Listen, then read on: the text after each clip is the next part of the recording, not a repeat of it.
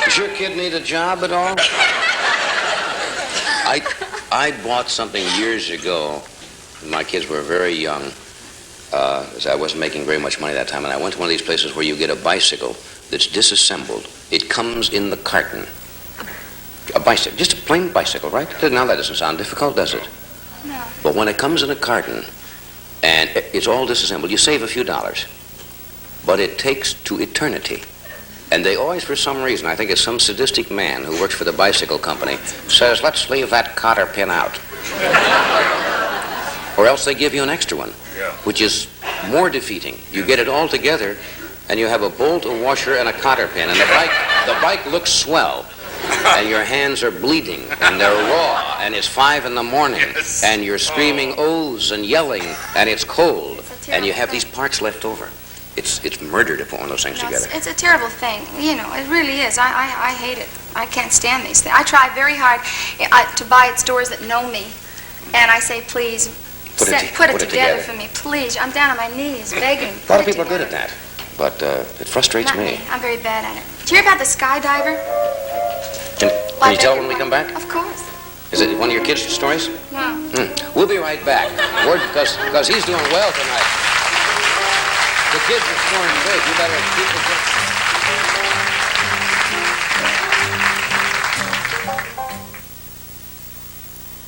See Robinson Crusoe on Mars, in color, on Saturday night at the movies.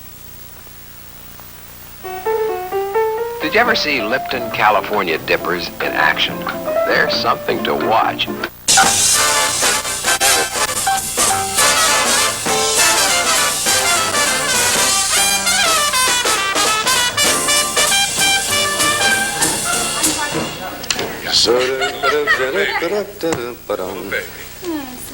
And now here's a word about the one right bleach for automatic washers, chlorine-free Snowy.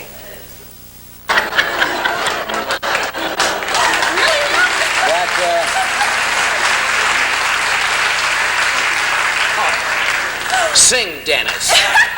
That was in the paper this morning. I missed that. How did you miss that? Oh, that's funny. It really happened? Won't you say the name of the Indian one? I like that. What are you going to sing for us? Is this a new song from your album? You got a new album No, out, it's an huh? old song from my For old an old album.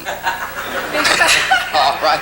I'll accept an old song from your old Because album. you don't have strings, and the next time I come, maybe we'll arrange something. I have a new album coming out, which is called Softly As I Leave You, and it's really But very you need pretty. strings I for need that, strings, don't but you? this I really don't. It's from my album that you Don't we bought. have some kind of a string? Don't Go to Strangers, and of course, you know Tony Bennett made this song very Oh, I popular, love the but song. I love it. Ah. We'll do it for you now.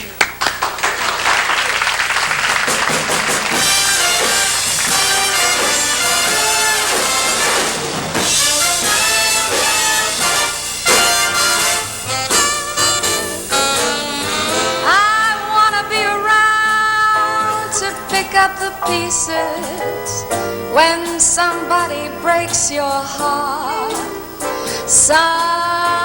Somebody twice as smart as I.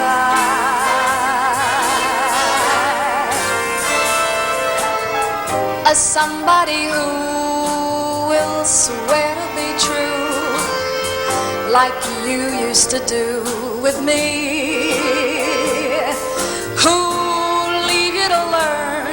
That misery loves company. Wait and see. I wanna be around to see how she does it when she breaks your heart to bits. Oh, let's see if that puzzle fits so fine.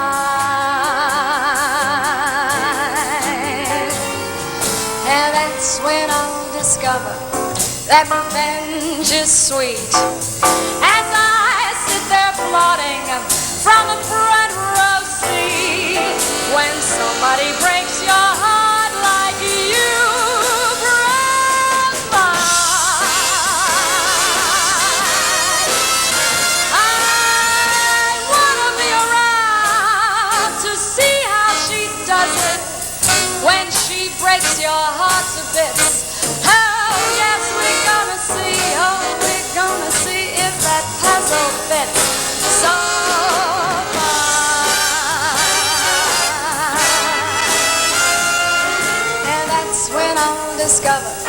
that revenge is sweet. As I sit there plotting from a front row seat, when somebody breaks your heart like you broke mine. When somebody breaks your heart like you broke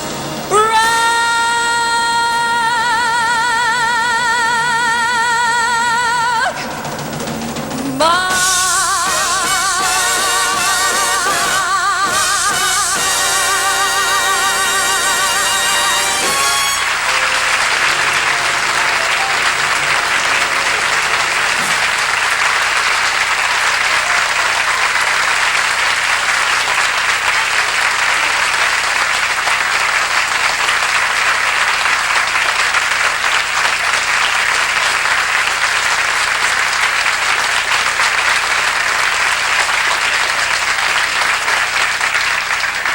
Some song, Johnny. What a delight to watch somebody who really knows how to sing get up there and do it. Thank you. Really. It's really thrilling.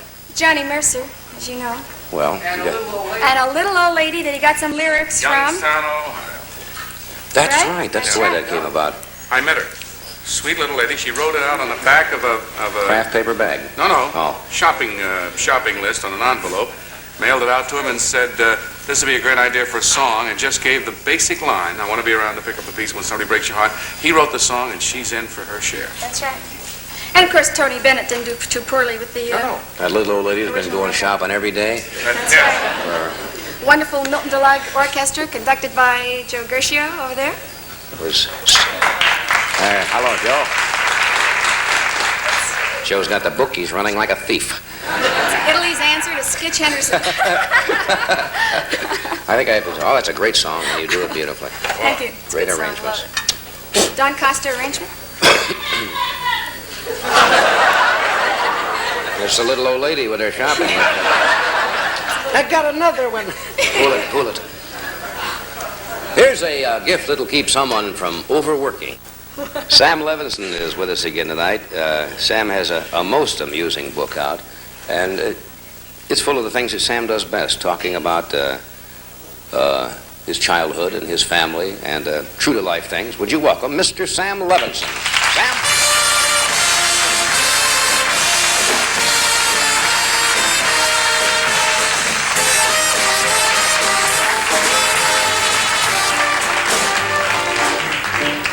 Sam, over the years, I've usually introduced you as former school teacher turned humorist, and I should include now best-selling author. I think in the New York Times, the book review, #2. Isn't that nice? Around the country. That's right. Gee, that's great. I'm very happy. It's called Sam Levenson, Everything But Money. It's an interesting book. As the author, I must say so. This is a kind of it's a kind of a tribute in this era where people talk about poverty. This is a story about poverty. It's my mother's poverty, the war against poverty from within. You see, the kind of mother who refused to accept the environment. The environment is evil. My mother said, the environment is no good. It doesn't play in this house. Out. You know? That's right. She stood in the doorway and beat down everything that was bad for us. Cockroaches, bad friends. That's right. Anything that was, she said, the street may be dirty, but in this house, I'm boss. You know? Kind of a woman who got us books and music and culture and a rich life, but there was no money. That's the only thing we didn't have, which gave birth to the title. We had everything but money. Well, I was not deprived. I just didn't have any money. But when you have things like that, love in the home. Oh, I know a lot of kids have got maids and governesses who never had this richer life as I had here. That's right. Yes, how true. It's a good life. Sad but true. Yeah. Your mother must have been some woman. She was great. She in addition to knowing how to handle the little bit of money we had, and a philosophy which said, you don't have to be dirty. You know, circumstances make poor, but people make dirt. You know. So, and she just cleaned out our lives and took little quarters out the middle of the bread and made sure I got violin lessons. And the boys all made good. And one of the aspects was that I didn't feel underprivileged. First of all, I never met a kid who was privileged, so I had no basis of comparison. How was I supposed to know what I was missing in life? I just went around being happy. You know, the environment was miserable, and I was having fun. See? Because I didn't know. What you didn't know? I didn't know. For example, I didn't know I was entitled to a bed of my own. See, I figured the more kids you slept with, the more fun you had in bed. Everybody did. Everybody. We used to call that bedlam. To me, for example, Bed and board were the same thing. Hard board. That was bed and board. Also privacy. These things that you have to tell the kid. He has to have his own room. He's got to have privacy. You have to respect it. I thought that going to the bathroom with a friend was real friendly. First time you got away from the family. Of course, you turned a biological necessity into a social amenity. You know, you said, sit with me, Georgie, you know. What's the fun of being all alone in the world? I seem to remember that from the farms in the Midwest, you know. It's standard. We didn't have any lock on the door. If you went alone, you had to sing. This was the rule. If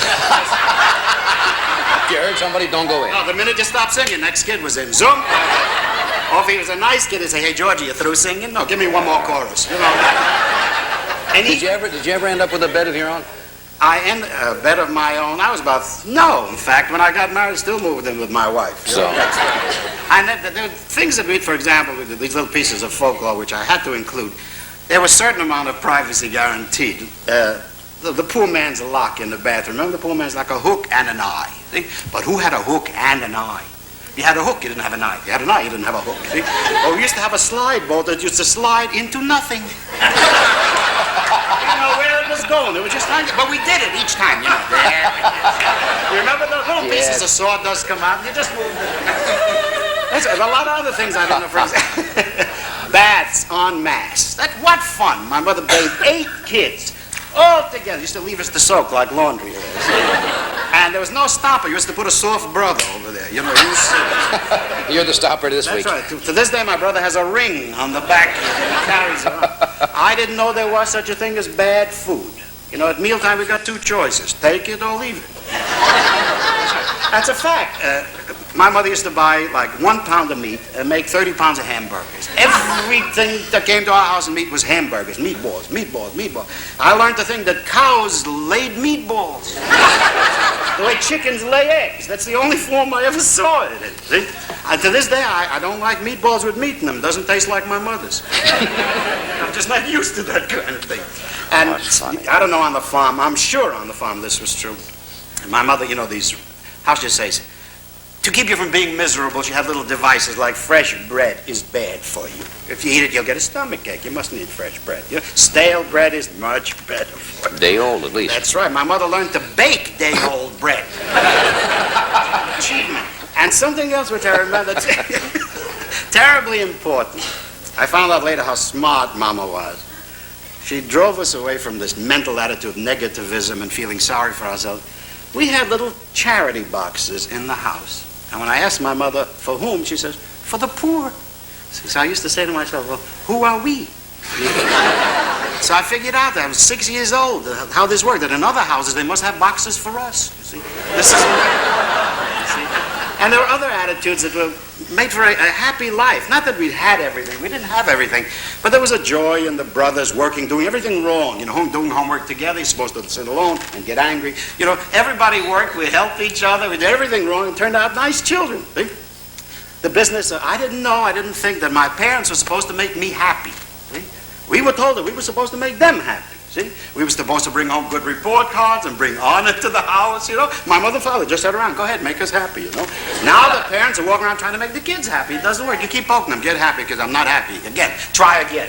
Boy, there's a lot of truth in that. Did you ever see the scene in school, teacher trying to make the kids happy? I saw this in kindergarten. 4 kids marching in a circle, clapping their hands, right? In the middle is the happy teacher clapping. I say to one kid, you like it? He says, I hate it. I say, why do you do this? He says, she likes it. Keep her happy.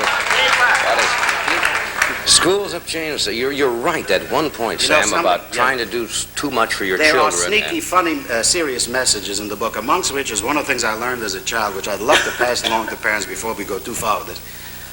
I didn't have to feel like, I'm using that quote, I didn't have to feel like studying, I didn't have to feel like running errands, I didn't have to feel like doing dishes, my father didn't have to feel like working in a sweatshop 28 hours a day. There's certain things a kid has to do, anybody, when it has to be done now, not tomorrow. Self-discipline, we were taught to work and even to this day, bring home your pay well earned. Now, today, the example I wish to use is, for example, in music lessons and other things, the parents are so scared. You mustn't force the kid. If you force him to read, or if you force him to practice, or to study, he will be an unhappy child. And the worst thing you can have in the whole world is an unhappy child. You can have a happy idiot walking around the house. As long as he is happy, see? Now, these things we didn't have, but we were not poor. We were rich, except that we had no money, which explains what the book is basically about. Comes out of a question of semantics. What is rich? That's right. Who is rich? Who is rich? Well, you're very fortunate that you had a mother like that. Well, this is the basic. You know, there's a rule in sociology says good children from bad homes and bad children from good homes don't exist.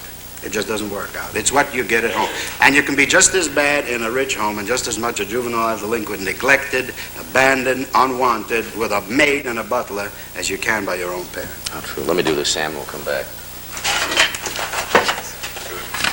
You like surprises? Sarah Lee has a very special one for you. Watch. When Sam mentioned the 8 children, it occurred to me, I don't know whether we've ever discussed your brothers and sisters and what they do. Well, the background is in a tenement in Harlem, where we were raised most of our years. And my oldest brother, there was a philosophy which I must give you first, and it was Mama's philosophy. It's very good, very important, and I give it to you because I believe in it. We were the undesirables of that era. Every era has its set of new arrivals, undesirables. Immigrant parents, children of immigrants. And my mother looked at her and says, it's very simple, kids. I'll tell you how to beat the rap. You want to break out of this thing. She says, you are now undesirable. The way to become desirable is not to go just from undesirable to desirable, but to go from undesirable to indispensable. Whatever you're going to do has got to be so good that they're going to have to accept you. See? So Brother Joe became a doctor. See, he went on, became a doctor. Jack became a dentist. There's one sister in there, my sister Dorothy, you know the old joke. To this day, we don't know where she got dressed. And there's my brother Jack Dudley. David became a businessman. Michael is an artist, a very fine one. Bill became a dental technician. My brother Albert has been my librarian and secretary. I'm the kid brother. And to this day, when we get together, they send me for ice cream. I'm the kid brother. Sammy runs. Yeah, that's great. So my brother Joe, I'll start with Joe, became a doctor, but by deciding to become indispensable, see? And they're great jokes. He becomes a doctor, and he comes home, and now he's the first guy to make it through, and to this day he'll tell you that he retained some terrible habits from his poor days when we lived with my father, the poor tailor. Today he says he does surgery, and he'll sew up a wound, and the stitches never show, except that he says he retained one terrible habit. He still bites off the thread. And he'll also tell you that when he became a doctor, he sat down with my father, I'm actually the 10th child. My mother lost 2 along the way. And my brother Joe, the number 1 son, decided to give Papa a lecture on Planned Parenthood after 10 children. So he got him in a corner. None of us listened. This wasn't for us. And he explained this whole thing to Papa. And Papa says, a wonderful idea. You want only one thing. Could this be retroactive?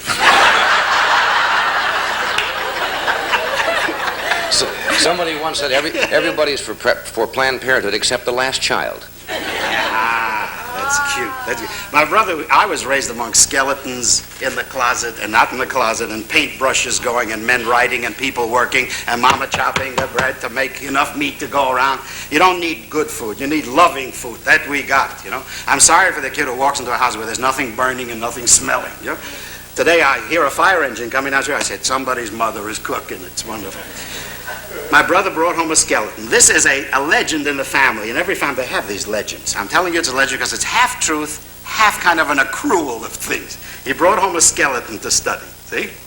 He was up till like 2 o'clock in the morning. He took the skeleton and he hung it in the closet so that he'd have it in the morning, see? My mother used to get up, the boys used to say she got up every morning 5 o'clock no matter what time it was, you know? She opened the closet and there's a skeleton hanging. You think she'd get scared? No, she's seen him in worse condition. See? Chicken soup, right?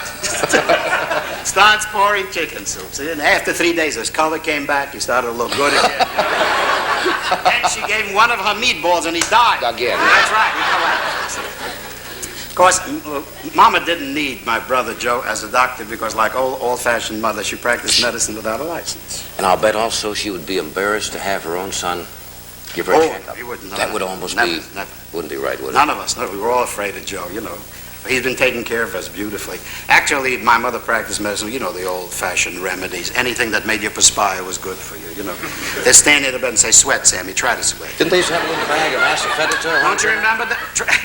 Little bag of asafoetida. Don't you remember for the flu, they carried a bag with a bag here with camphor crystals, you know, supposed to kill germs. You could kill a kid, you know. So, don't you remember Yes, those? little... Remember the first miracle drug? Castor oil. Remember? It's a miracle you lived. We'll be right back after station identification.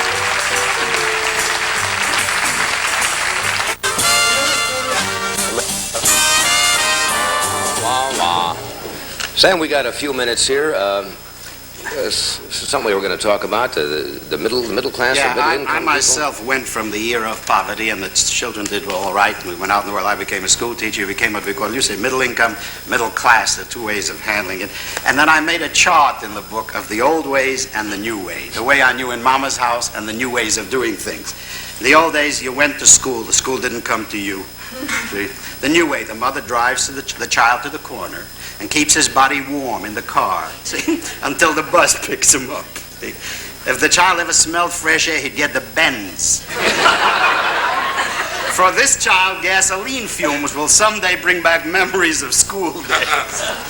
Another one on the old way, the new way. The old day, Mama went to school in a disaster when the teacher sent for her. Otherwise, they pointed to the school when you were 6 and picked you up at 12 or 13 and said, this is it, don't bother the teacher. The old days, Mama visited school only when sent for. The new way, Mama's attendance at the school is better than the kids. If the mother is absent, they send for the kid. That's the new way. Here's also the old way and the new. Mama was one up on the genie of Aladdin's lamp. You didn't need a lamp to summon her. She was always present, whether you rubbed her the right way or the wrong way, right? You could stand on a mountaintop and yell, "Hey, Ma!" And the echo came back, "What now?" The new way. This is typical middle-class America. Today's child also knows where his mother is. All he has to do is read the note on the family bulletin board. "Darling, if I'm not at the PTA or Save the Children luncheon or the homemakers meeting, I'll be at the hairdressers. Start defrosting at 4. If I'm not home by 5, start joyful living together without me. Your loving mother, Mary Harrington, B.A., M.A., cum laude." And the last has to do with TV itself. In the old days, people came to see people, right? New world today. We're back in the dark ages. The lights are out and the television set is on. There are shadows eating peanuts and drinking beer. The answer to good evening is shh. At 11, the lights are turned on, everybody says hello, and you go home. A complete change. And the biggest change of all, and this is the fundamental one in the book, that where my family, my mother and father, had what you call a parent-centered home. We depended upon them, we relied on them, and we could. They were worthy of our reliance. We have now a new ruling class in America, it's the children. We have what we call in America a kindergarchy. See? Kindergarchy. Government by the children, of the children, for the children, with the parents retained as unpaid servants, allowed to answer the telephone, take messages, and if they're good, they'll let them eat with the children. Salient points. Station identification, we'll be right back. Ed Ames will be out, Flip Wilson, Joey Busher.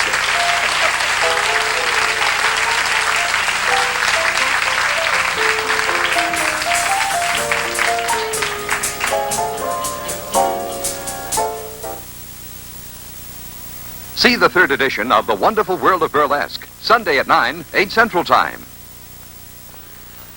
If we put any more clams into Doxy Clam Chowder, we'd have to call it Doxy Clam.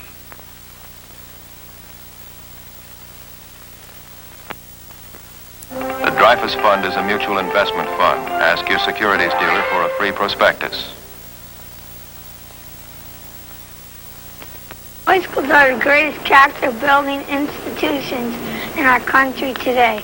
Herbert Hoover. Who was Herbert Hoover? You don't know who Herbert Hoover was? Why, are you dumb? Oh, yeah, I bet you I do know who Herbert Hoover is. I bet you $1,000,000 I do. Okay, it's a bet. What did he do that was so great? I'll tell you what he did. He wrote this boys club and a skillion more of them for boys all over the country. Oh, yeah? He built them? Who said so? Maybe you're not so dumb after all. Okay, where's my $1,000,000? Here, put this on. It's worth $1,000,000. give to the Herbert Hoover Memorial Fund, Box 1000, Times Square, New York.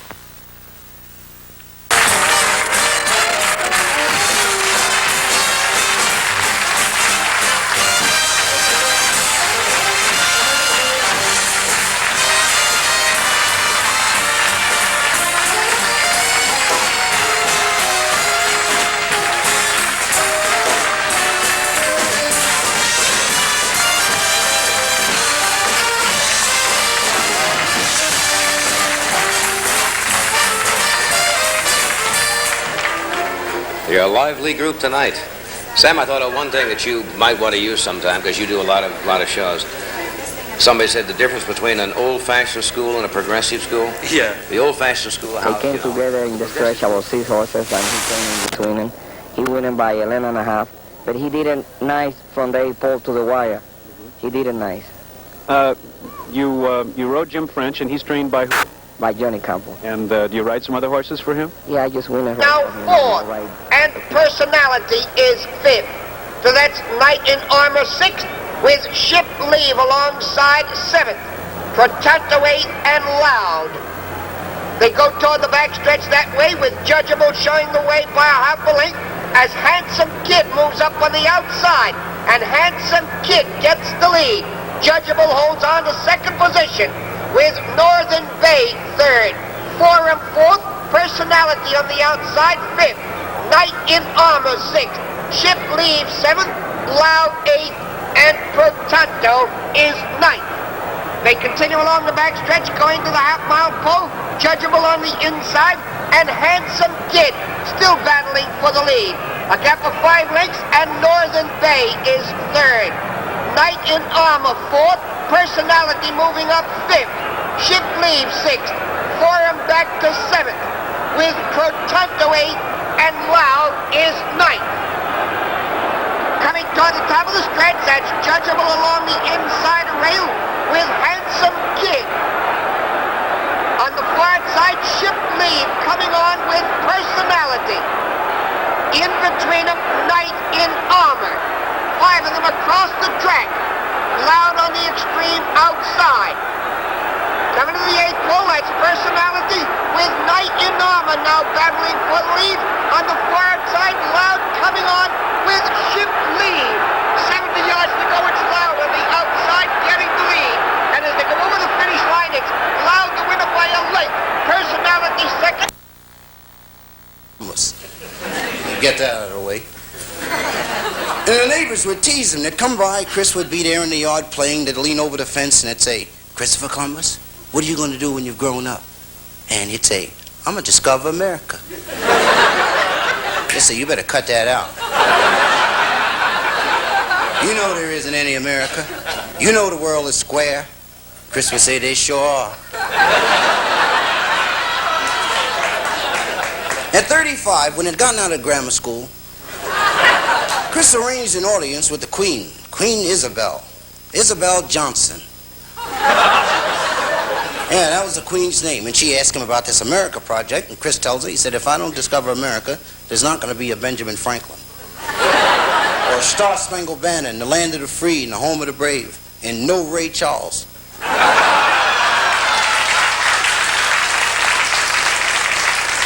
When the Queen heard no Ray Charles, she panicked. The Queen said, "Ray Charles? You gonna find Ray Charles? Is he in America?" Chris said, "Sure, that's where all those records come from." So the Queen's excited. She's running through the castle screaming, "Chris gonna find Ray Charles, honey." Say, he's going to America. He's going to America on that boat. Find Ray Charles. What you say? She wrote him out a traveler's check.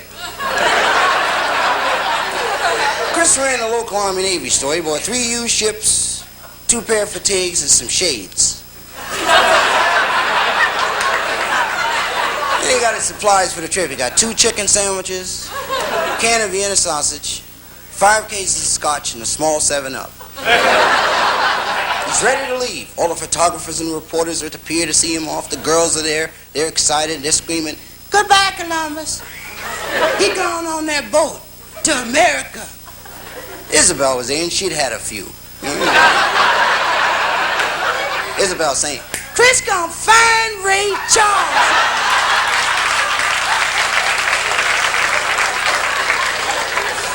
Chris said, be cool, Isabel. Then he turned to the first mate. He said, weigh anchor. About 10 minutes later, the guy said, 7,482 pounds. He said, put the anchor in the boat. When they got out of the harbor, the first mate said, Chris, which way is America? Chris said, I don't know. He said, we're going to have to sail around. We bump into it. He said, we better go this way. If we go that way, we'll sail off the edge like them other guys.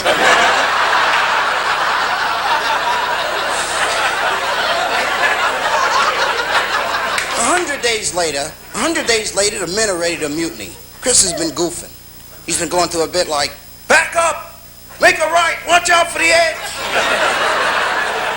First mate said, come here, Chris. He said, Chris, the men are ready to mutiny. They're ready to mutiny. And that cabin boy said that if you don't find America within 2 days, he's going to give you a shot in the mouth. Right then, a piece of wood floats by the ship. Chris said, there's a piece of wood. He said, we're not far from America. That's American wood. He said, I know American wood when I see it. First mate said, why don't you cut that out? It's a piece of the ship. They're breaking up on us. Right then, the guy in the mast yells, land ho! Chris said, what does that mean? Well, so that means he sees land. Chris said, well, pull over. Maybe that's America. You guys... He said, that is America. That is America. He says, look at all those spacious skies. Those amber waves of grain. He said, dig that purple mountain's majesty. I bet there's food out there on the plain. It's a big holiday in America that day. All the Indians on the beach, they're celebrating. They got sandwiches, 6-packs, 3 or 4 bags of whatever it is they're putting in the pipe.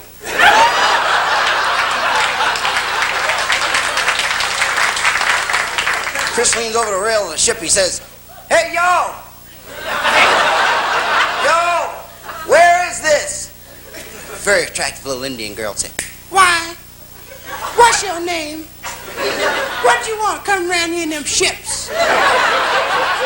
So my name's Christopher Columbus. I'm out discovering.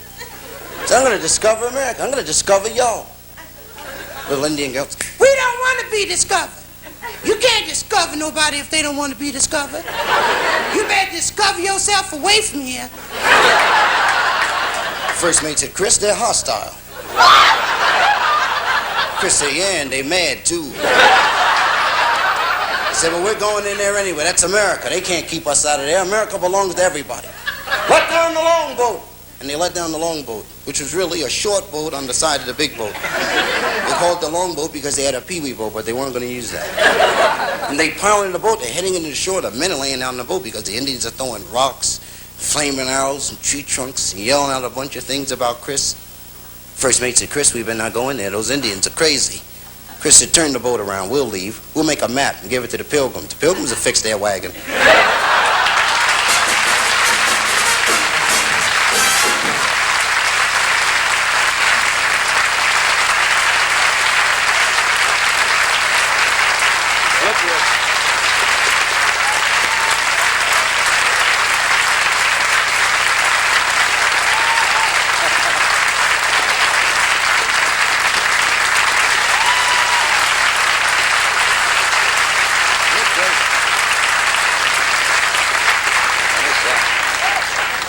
It's kind of a hip history of America.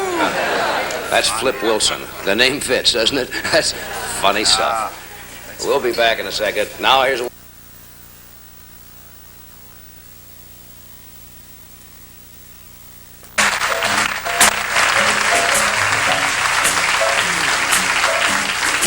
They call her Rose of Washington Square, a flower so fair should blossom where the sun shines.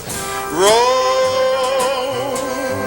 for nature did not mean that you should blush unseen, but be the queen of some fair garden rose.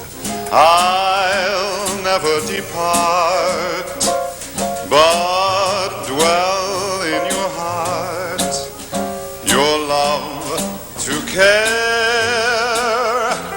I'll bring the sunbeams from the heavens to you and give you kisses that sparkle with dew.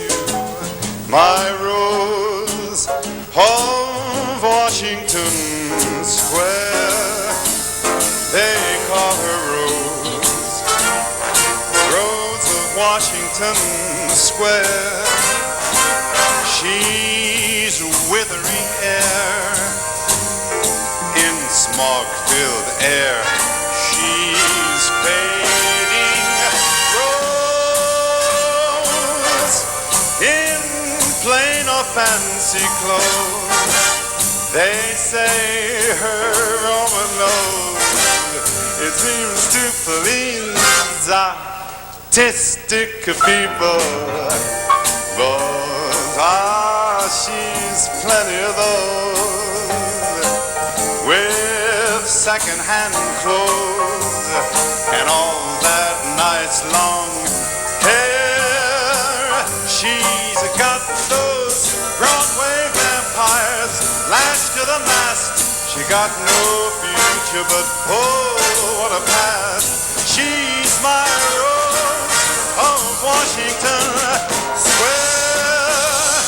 She's a Rose, Rose, Rose of Washington Square.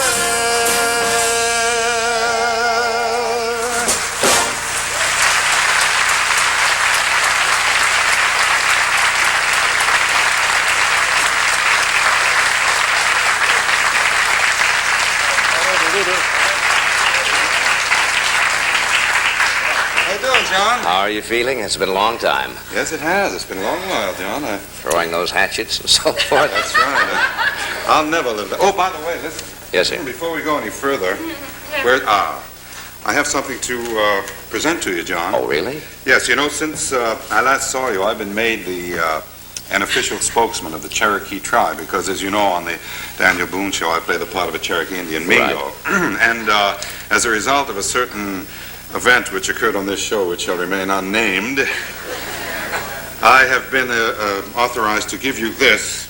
It is the official symbol of the Cherokee Moil.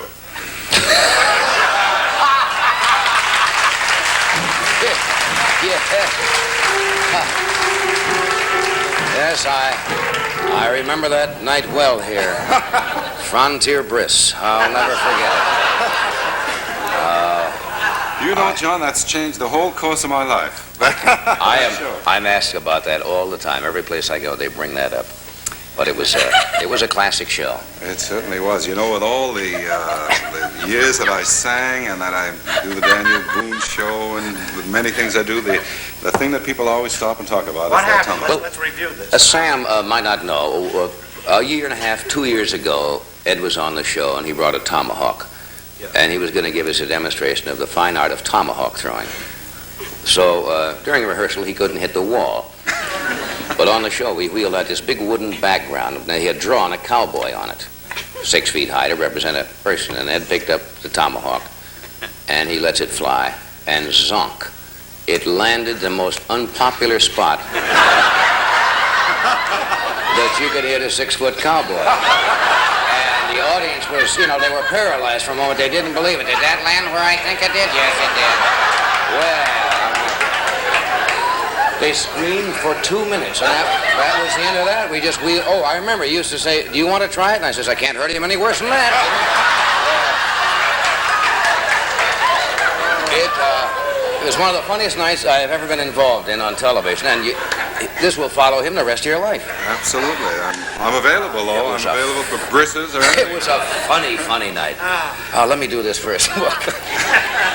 Great show. I think we have that one cut out of the tape somewhere. I show that at home on cold winter nights when I'm feeling... I hope they never put it back in. Too much. Have you ever, in addition to throwing the Tomahawks, we've had arrows, The Bows and arrows. bola, if I remember. You threw the bola one night. That's right. We've never had any knife throwing. Spears? One night. We've almost run out of things that you do on the Daniel Boone show. Well, there's one thing that I never did on the show that's very large at the junior population. I learned to do bird calls, Indian bird calls. Was that the communication between... That's right. It's like the Indian I can see you're pretty radar. excited about them, aren't you? Can you wait for this, Edie? Pretty shook up, aren't you? At least you can't get hurt this way. No, that's true. Don't bet on that, Sam. Are these the calls the Indians use for communication? That's right. It's sort of the settlers used to say, "What is that?" And it was some Indian talking to some other Indian. That's right. They said it's an Indian out there who's calling. That's right. Some settlers said that. What bird calls have you learned? Well, for example, the whippoorwill. This is the whippoorwill. The whippoorwill.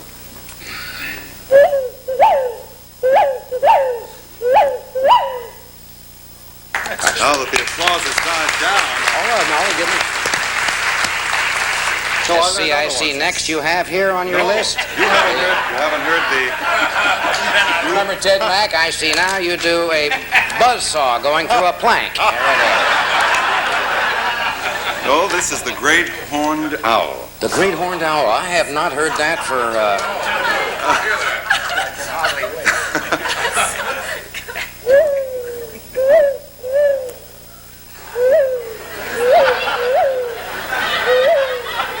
It's a great horned owl. Now it's steep.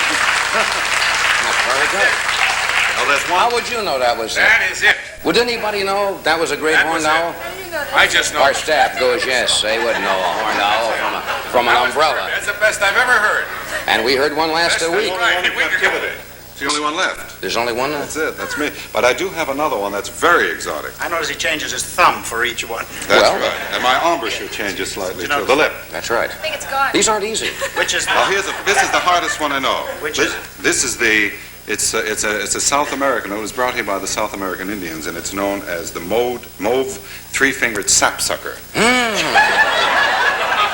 that sounds like this. Call your neighbor. You folks at home, call your neighbors quickly. That's right. This may be the last time. They may not be tuned in, and we want them to. The mauve three-fingered sapsucker. Got a lot of owls listening. It's a dirty bird, you see. That's I see. Very good.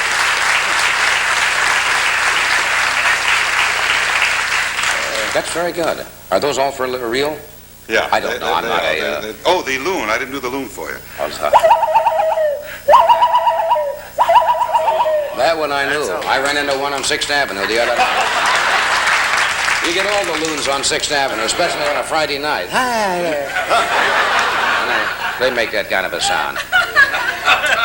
You really had to learn these for the series, huh? Yeah, well, I do them on the. In fact, I dub them in now for some of the other actors. No, that's quite an art, you know. Who's the gentleman we had on? We had it from New York. Henry Bird. Henry Boyd. Henry Boyd, the bird expert. Or it's Henry Bird, the Boyd expert. One of the two. No, I think it's Henry Boyd. And he does this for a living, I guess. But there's... But can he throw a tomahawk? No. Henry doesn't do that. Do they mean anything? What is the special? They do to another horned owl. They don't mean anything. They do. Do they mean it? What is the owl saying? Anything special? Well, what do you mean, what does the owl say? You heard me. What does the owl say? Well, what kind of a question is that? What is the owl? Nobody knows what the owl is saying except... He knows. Sure. Well, the owl that taught me how to do... How's that? Watch your bird. Watch your bird. Oh, I suppose it is sometimes a mating call. That's right. There's a signal. There's a message. Or come home and protect the nest. Or go away from the nest. It could mean any of those things. I suppose it depends on the timber with which it's done. Get that nutty Indian away from my Or get nest. that another Indian down doing a loon here. I don't know. Well, they have found out that birds do communicate, and in fact, insects do too. They found out wonderful things, for example, about bees. Do you know that the bee, when it finds, they send out scouts. No, I'm serious now. When they send out scouts, they describe a certain circle to indicate, according to the degree of angle from the sun, and that lets the other bees know where the food is, where the honey is. I didn't know. That's for sure, folks. We'll be right back to the Lincoln Park Zoo in just a moment.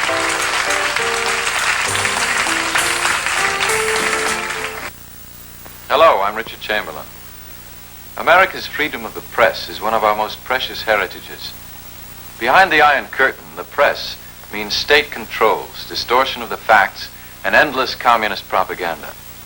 For the people of 5 Eastern European countries, Poland, Czechoslovakia, Hungary, Romania, and Bulgaria, Radio Free Europe is their free press in exile. The Iron Curtain isn't soundproof, and every day Radio Free Europe gets through. RFE speaks to the people in East Europe in their own languages with the truth. It helps the people as they work for greater national independence and increased personal freedom. Remember, the Iron Curtain isn't soundproof. Won't you help RFE get through? Please send your contribution today to Radio Free Europe, Box 1965, Mount Vernon, New York. Thank you.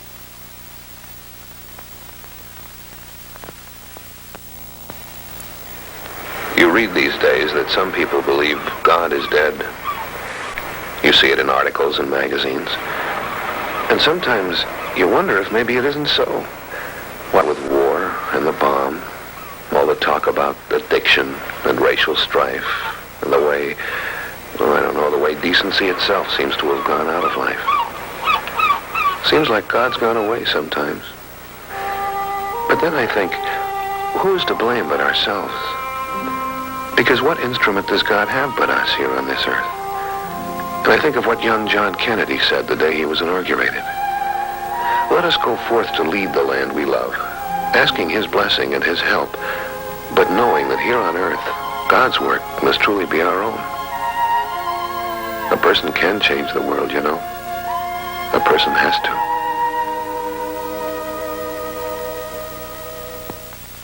Hey, we got time for you to do another number, and you've got a magnificent voice. Would you like to I'd swing love over? to. You know, John, remember the very first time I did the show, I sang a song for the first time on television, I guess, and it was Try to Remember. Yes. And, of course, it started a whole new thing. You going to do that one? No, I'm not going to do that one again, but actually that became a big hit, as you know, and the same guys who wrote that song have written a new show. It's a big hit. It's called I Do, I Do. Oh. And there's a song from their show, which is a current record of mine, and this is the first time I'm doing it on TV. Great. I hope it goes as big as the other one.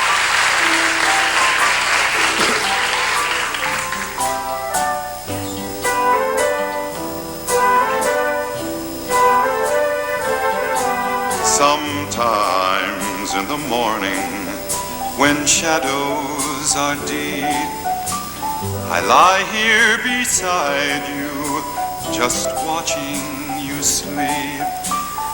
And sometimes I whisper what I'm thinking of. My cup runneth over with love.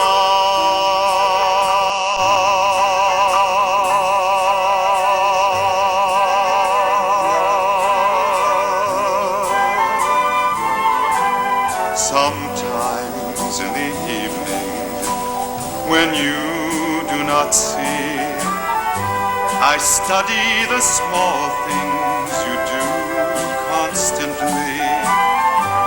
I memorize moments that I'm fondest of. My cup runneth over with love.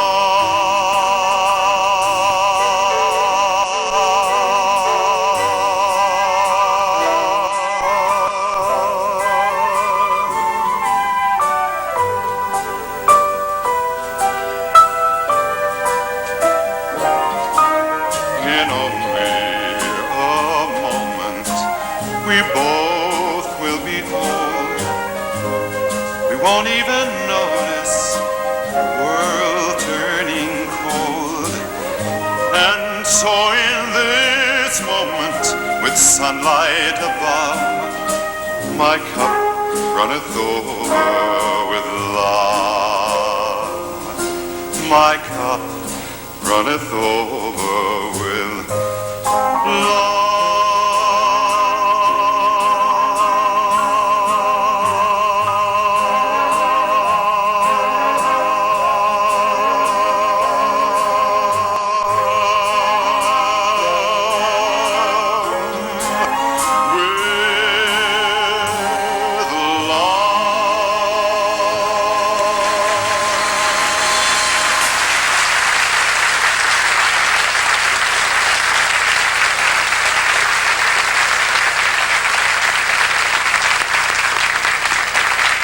That's a lovely song. Such one great line in there. In just a moment, we both will be old.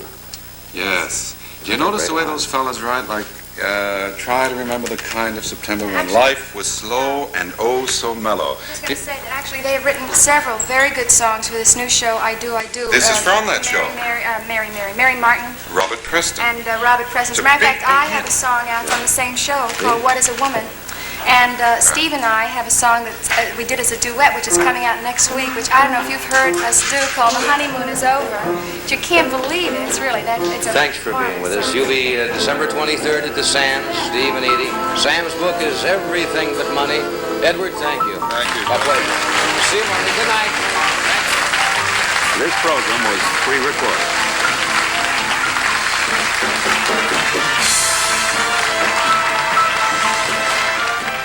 Around once and then make another complete oval. The race will take over here, about 2.5 minutes. It's Damolo the second, Fosforente the second, Big Red Rocket, Glen Rose, Munden Point, the Gallon Fox winner, is the favorite.